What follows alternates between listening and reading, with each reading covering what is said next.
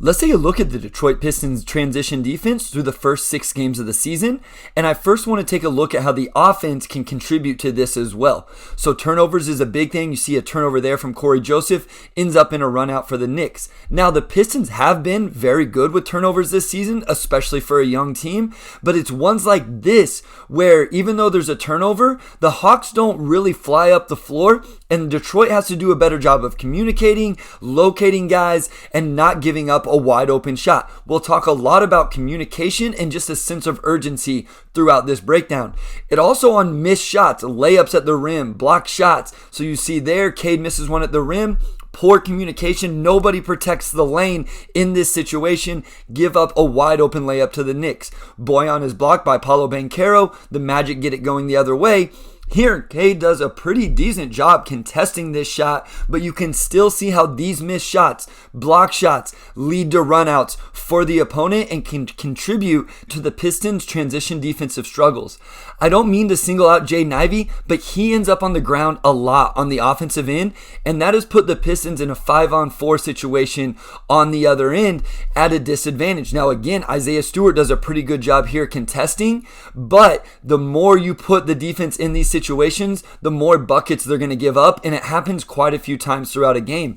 Also wanted to show this clip of Cade Cunningham here kind of arguing for the call and just doesn't have a sense of urgency to get back on the defensive end, and you're going to see it ends up with a pretty open drive for the Atlanta Hawks. Nobody steps over. So not to single out just Ivy and Cade, in general, guys have to have a sense of urgency getting back on defense, whether they fall down, even if they get fouled, if they miss a shot, if they have a turnover.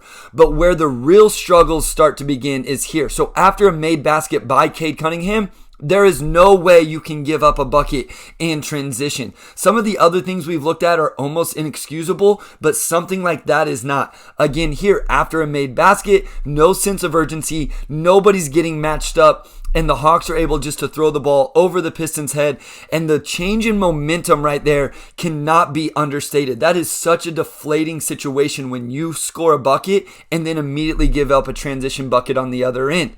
As we continue, you're going to see that same lack of urgency. Here, Bojan Bogdanovic, the Pistons are even matched up. He knows who his man is, but no sense of urgency to get matched up with him, gives up a layup over the top. And then I thought this was interesting as well, just the awareness of everything off this jump ball. You have to know that Corey Joseph isn't going to win this jump ball. The Pistons, even if they are matched up, they're not ready to play, give up a wide open dunk on the other end. And then it continues to be a struggle. So here, they get back. They have the paint protected. They should be able to match up with whoever they are supposed to be matched up with. 2 guys go to 1, and they give up a wide open bucket. These are the ones that have to be eliminated by the Pistons. We see it again here.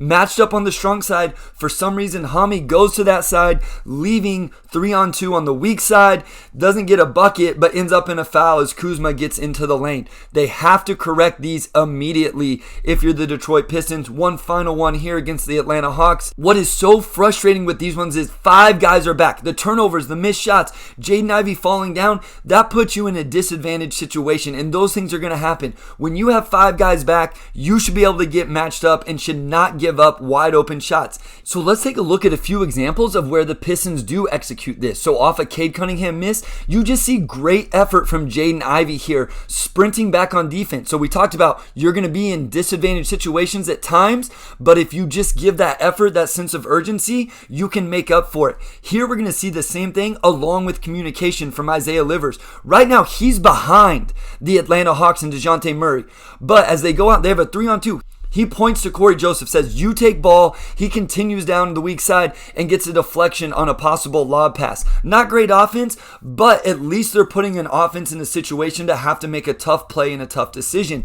And then here we're going to see another one. Would still like to see a little sense of urgency from Bojan, but rookie Jaden Ivey, look at this. He knows he has ball. He's communicating with Cade Cunningham behind him, saying, you take DeJounte Murray. Murray gets a shot off here, but at least it's contested. Those are the type of things that we have to see more from the Detroit Pistons in transition defense. And if we want to see improvement overall from the defense, it just may well start with their transition.